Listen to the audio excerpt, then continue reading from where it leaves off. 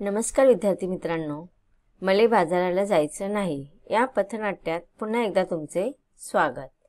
आज आपण बालभारती पाठ्यपुस्तकातील धडा क्रमांक 19 अभ्यासणार आहोत आणि या धड्याचा हा सेशन क्रमांक 2 आहे। हे एक पथनाट्य आहे आणि याच्यामध्ये भारुडाच्या रूपातून एक छानपैकी संदेश देण्यात आलेला आहे।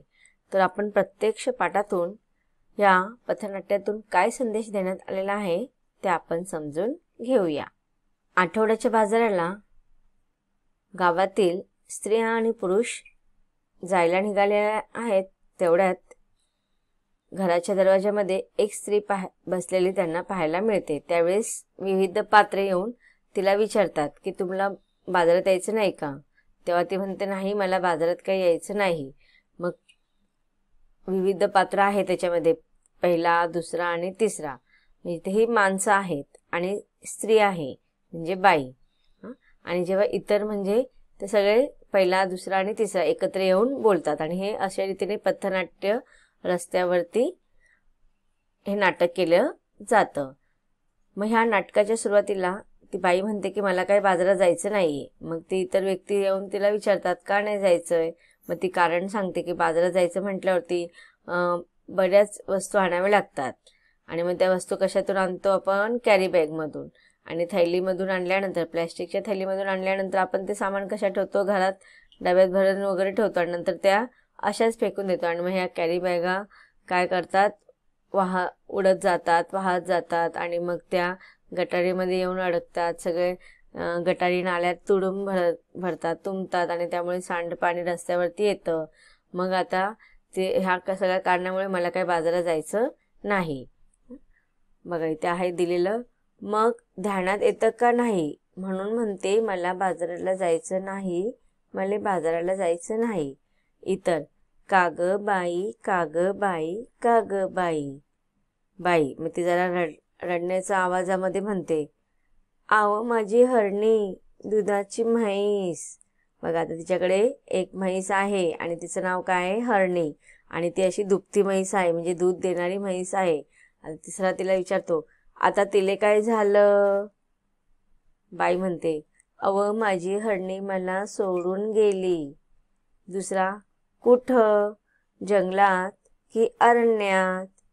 बाई, नाही ओ, ती मरून गेली। इतर, कशापायी मेली तुझी हरणी? तिच्यासाठी तू का गाते रडगाणी? का नाही केलं तू औषध पाणी? बघा आता इतर लोक तिला विचारतायत, अगं बाई तुझी ती काही म्हैस आहे हरणी नावाची, ती कशामुळे मेली? आणि आता ती मेल्यानंतर तू का तिच्या मृत्यूची रडगाणी गात बसलेली आहेस? आणि मग वेळेवर तिला औषध पाणी करायला होतं की नाही, मग का नाही केलंस तू? तेव्हा ती बाई म्हणते, ते तर सांगते म्या, ध्यानात येतं का नाही? प्लॅस्टिकच्या कॅरी बॅगा तिनं चाऱ्यागत चघळल्या, तिच्या पोटात गेल्या म्हणून तिचं मरणच ओढवलं। आता बघा ती सांगत आहे, ती जी ह्या नाटकातील जी स्त्री पात्र आहे ती काय सांगत आहे की माझी जी म्हैस जी आहे ती कशी काय मेली? तर आता तुम्हाला माहिती आहे की जनावरं वगैरे इतर फिरत असतात चाऱ्यासाठी, गावामध्ये गावाच्या बाहेर वगैरे फिरत असतात आणि ते गावाच्या बाहेर बघा कचऱ्याचा ढीग असतो। तर ह्या कचऱ्याच्या ढिगामध्ये प्लॅस्टिकच्या पिशव्या असतील आणि त्या प्लॅस्टिकच्या कॅरी बॅगा त्या बाईच्या म्हैशीने खाल्ल्या आणि चाऱ्यासारखं कसं चारा कसा चघळत राहतात गाई म्हैस, तुम्ही पाहिलं असेल। तर गाई म्हशीप्रमाणे त्या चारा तिने चघळला, चाऱ्यागत तिने चघळला। म्हणजेच काय? कॅरी बॅगा, प्लॅस्टिकच्या थैल्या तिने म्हणजेच त्या म्हशीने गवत समजून खाल्ल्या आणि त्या मग तिच्या पोटात गेल्या आणि म्हणून तिचा मृत्यू झाला। बघा आता असे अनेक जनावरं आहेत, ती अशीच वरचेवर त्यांचे मृत्यूचं प्रमाण वाढत चाललेलं आहे, कारण की ते खाण्यामध्ये त्यांच्या पोटामध्ये अशाच रीतीच्या प्लॅस्टिकच्या थैल्या वगैरे जातात। आता मध्यंतरी बघा बातम्यांमध्ये वगैरे आलेलं होतं की असं हे हत्तीचे जे लहान पिल्लू होतं ते पाण्यामध्ये अशाच रीतीचे काही ना काही प्लॅस्टिकच्या वस्तू तिच्या पोटात गेल्या कारणाने त्या हरणीचा मृत्यू झालेला होता। हरणीचा नाही, हत्तीचा मृत्यू झालेला होता. मग असे वरचेवर घटना आपण नेहमी ऐकत असतो, वाचत असतो बातम्यांमध्ये, वर्तमानपत्रांमध्ये. मग हे कुठेतरी हे थांबायला हवं, कारण की जनावरं, मुकी प्राणी ते सुद्धा सजीव आहेत, त्यांना सुद्धा जगण्याचा हक्क आहे. आणि अशा रीतीने आपण आपल्या अशा चुकीच्या वागणुकीमुळे किंवा चुकीच्या सवयीमुळे अशा मुक्या जनावरांचा जीव घेतो, म्हणजे आपणच मनुष्यच घेत आहे. म्हणून ती सांगते की ते तर मी सांगते ध्यानात येत का नाही, प्लॅस्टिकच्या कॅरी बॅगा तिनं चाऱ्यागत चघळल्या, तिच्या पोटात गेल्या, म्हणून तिचं मरणच ओढवलं. तिचं बिचारं रेडकू रड रड रडलं, दुधा वाचून त्या लेकराचं अडलं. माझं मन खूप तडफडलं. प्लॅस्टिकचा कचरा हेच कारण, जनावरांचं ओढतंय मरण, म्हणून म्हणते. आता बघा, ती सांगते की जेव्हा ती म्हैस मेली तर तिचं ते बछडं किंवा तिचं ते रेडकू, म्हशीच्या बाळाला रेडकू म्हटलं जातं, तर ते आईविना खूप रडलं. आणि ते लहान असल्या कारणाने त्याचं पूर्ण जे भरण पोषण होतं त्या रेडकूचं ते त्या म्हशीवरतीच अवलंबून होतं. आणि म्हैस मेल्यामुळे त्या रेडकूचं काय झालं, दुधा वाचून पोट भरत नव्हतं.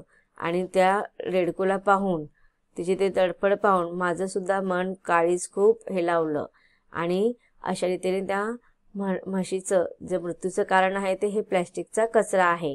म्हणून ती म्हणते की प्लॅस्टिकचा कचरा हेच कारण आहे की आज सर्वत्र जनावरांचं मरण जे ओढवतंय किंवा जनावरांची जे काही मृत्यूचं प्रमाण वाढत आहे, त्या अशा रीतीचा प्लॅस्टिकचा कचरा हेच त्याचं प्राथमिक कारण आहे. म्हणून ती काय म्हणते,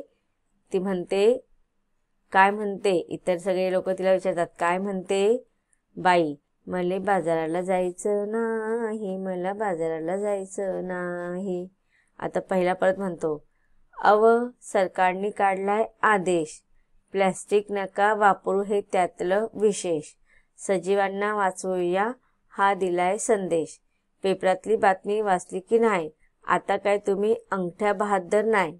आता बघा, इथे मध्यंतरी सरकारने असे नियम काढले होते, आदेश काढले होते की सर्वत्र प्लॅस्टिकवरती बंदी केली होती, की प्लॅस्टिकच्या ज्या कॅरी बॅगा आहेत, प्लॅस्टिकच्या थैल्या ज्या आहेत ते सर्वत्र बंद केलं होतं.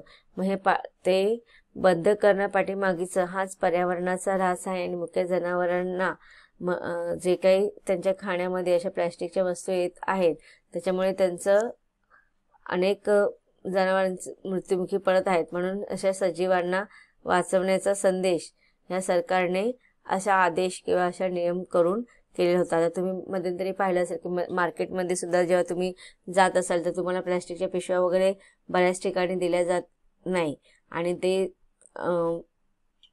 प्लॅस्टिकच्या पिशव्या ठेवतच नाहीत. आता आपण सर्वत्र पाहतो की सर्व दुकानदारांकडे इवन माल आपण जिथे किराणा माल वगैरे आणायला जातो तिथे सुद्धा अशा प्लॅस्टिकच्या पिशव्या असतात. पण जेव्हा सरकारने ज्या वर्षापासून आदेश काढलेले आहेत तर त्या वर्षापासून अधिकतर दुकानदार सुद्धा अशा प्लॅस्टिकच्या थैल्या ठेवत नाहीत किंवा मग ज्या काही प्लॅस्टिकच्या थैल्या ठेवतात त्याची क्वालिटी जरा चांगली असते. मग हा संदेश किंवा हा जो काही आदेश आपण आहे तो पाळला पाहिजे.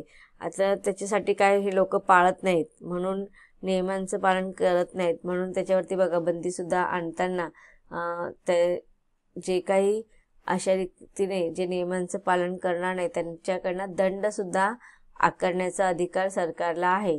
व बहुतेक लोकांकडनं सरकारने अशा प्रकारच्या दंडाचं वसुलीकरण केलेलं आहे. मग ह्या घटनेचं किंवा ह्या प्रसंगाचं वर्णन इथे केलेलं आहे की तिथे तो पहिला व्यक्ती जो आहे तो सांगत आहे की सजीवांना वाचवण्याचा संदेश ह्या सरकारच्या आदेशापाठीमागचा आहे. आणि तुम्ही पेपरातली बातमी वगैरे वाचली की नाही, आता का तुम्ही सगळे अंगठे बहादूर नाहीयेत. अंगठा बहादूर म्हणजेच असाक्षर, निरक्षर आपण त्याला म्हणतो, किंवा असुशिक्षित. आज सर्वत्र लोक सुशिक्षित झालेले आहेत, सगळे छानपैकी आता वाचायला शिकायला वाचायचं प्राथमिक शिक्षण तर सगळ्यांना आपल्या सरकारने कंपल्सरी केलेलं आहे, त्यामुळे सगळ्यांना लिहिता वाचता येतं. तर मग तो पहिला व्यक्ती ते सांगत आहे की आता काही तुम्ही काही सगळे अंगठे बहादर नाही आहेत, सगळे सुशिक्षित आहात, साक्षर आहात, सगळ्यांना वाचायला वगैरे येते, मग ते मी पेपरामध्ये आलेली बातमी वाचली की नाही. तिसरा, सांग रे बाबा सांग, मला आठवत नाही, पेपरात आले तरी काय. आता बघा हे सगळे संवाद आणि त्या कोणत्या पात्राने बोललेले ना ते लक्षात ठेवायचं आहे. तुम्हाला प्रश्न विचारले जाऊ शकतात. मग तिसरा जो व्यक्ती आहे तो सांगतो की सांग बाबा सांग, मला काय आठवत नाहीये, पेपरामध्ये काय आलं होतंय ना तू ते मला सांग बाबा, कारण की आता माझ्या काही लक्षात नाहीये आणि मला ते काय आठवत नाहीये. त्यावेळेस मग ती बाई म्हणते त्या समुद्र किनाऱ्यावर, त्या समुद्र किनाऱ्यावर. दुसरा म्हणतो काय झालं समुद्र किनाऱ्यावर. बाई त्या समुद्र किनाऱ्यावर मरून पडली बिचारी 2000 कासवं, त्यांच्यासाठी डोल्यातून वाहतात आसव. आता बघा ही बातमी पेपरामध्ये आलेली होती की काय झालं होतं समुद्र किनाऱ्यावर. समुद्र म्हणजे समुद्र. समुद्राच्या किनाऱ्यावरती काय झाली होती की जवळजवळ 2000 कासवं एकाच वेळी मरून पडली होती.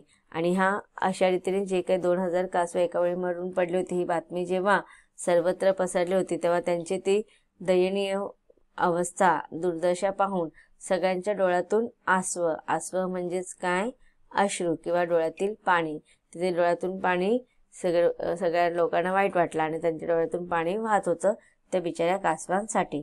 अशाच बघा बातम्या आपण त्या हत्तीच्या पिल्लाचं पण मध्यंतरी सर्वत्र व्हायरल झालेलं होतं की बातम्यांना दाखवत होते, न्यूजपेपरला पण आलं होतं आणि व्हॉट्सअपला पण हा व्हिडिओ सर्वत्र पसरवला गेलेला होता की जेणेकरून लोकांना आपल्या चुकीचं भान राहावं.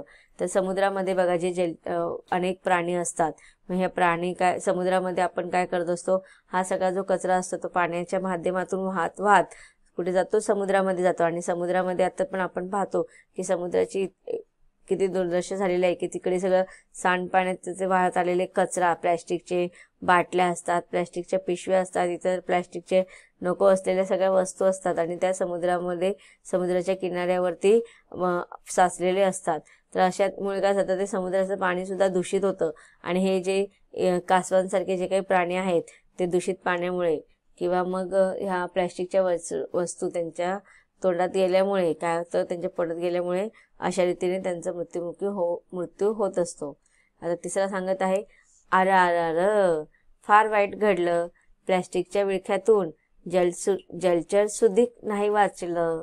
आता बघा इथे सांगितलेलं आहे तिसऱ्याला फार वाईट वाटलं की ह्या प्लॅस्टिकच्या विळख्यातून केवळ मनुष्यच नाही तर त्याचा दुष्परिणाम केवळ मनुष्यावर किंवा मानवाच्या हेल्थवरतीच झालेला आहे असं नाही, तर जलचर प्राणी म्हणजे जल म्हणजे पाणी, पाण्यामध्ये राहणारे सजीव यांना आपण काय म्हणतो, जलचर प्राणी. मग ह्या समुद्रामध्ये बघा समुद्र किती अथांग असतो की नाही, त्याचे काही अंत आपण म्हणत नाही, अनंत असा आकाश आणि सागर असतो. मग ह्या अथांग अशा सागरामध्ये कितीतरी करोडाच्या वरती जलचर प्राणी राहत असतात. त्या वेगवेगळ्या जातीच्या वेगवेगळ्या प्रकारचे जलचर प्राणी.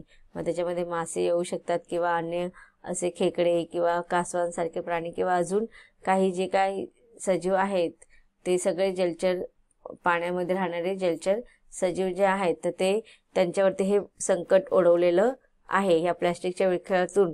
त्या तिसऱ्या व्यक्तीला फार वाईट वाटतं की ह्या प्लॅस्टिकच्या समस्यातून मानवावरती तर दुष्परिणाम झालेलाच आहे पण हे जलचर प्राणी सुद्धा जीवाला मुकलेले आहेत. बाई ध्यान देऊन ऐका, एवढंच नाही, पहिला आणखी आकृतीत काय घडलं, आकृतीत म्हणजे वाईट किंवा विपरीत. बाई प्लॅस्टिक वापरू नका, सरकारनं केलाय कायदा, सजीवांना वाचवायचा केलाय वायदा. वायदा म्हणजे वादा किंवा वचन. तर बघा आता ती सांगत आहे की सरकारने कायदा काढलेला आहे आणि सर्व सजीवांना केवळ मानवालाच नाही तर जलचर प्राणी असू दे, पशु असू दे, पक्षी असू दे, सर्वत्र जे काही सजीव आहेत त्यांना वाचवायचा त्यांचा जीव वाचवण्याचा वायदा केलेला आहे म्हणजे वचन दिलेलं आहे. दुसरा खरंच की काय, बाई आपण अन पोरं बाळ खाणार काय, आपली काळी माय ओसाड होत आहे. तर अशा रीतीने बघा आता एक एक करून हे पथनाट्याच्या माध्यमातून की केवळ मानवावरच नाही तर इतर जीवजंतूंवरती, सजीवांवरती कशा रीतीने ह्या प्लॅस्टिकच्या अतिवापरामुळे दुष्परिणाम होत आहे ह्या सगळ्याचं वर्णन इथे केलेलं आहे. तर विद्यार्थी मित्रांनो, अशा रीतीने आपण ह्या पथनाट्यामध्ये कशा रीतीने प्लॅस्टिकच्या वापरामुळे सजीवांवरती विपरीत परिणाम होत आहेत, दुष्परिणाम होत आहेत याचं वर्णन आपण पाहिलेलं आहे. या पथनाट्यातून आपल्याला अजून बरंच काही शिकायला मिळणार आहे. त्याचा आपण अभ्यास करणार आहोत, परंतु पाठाच्या पुढील भागात. धन्यवाद.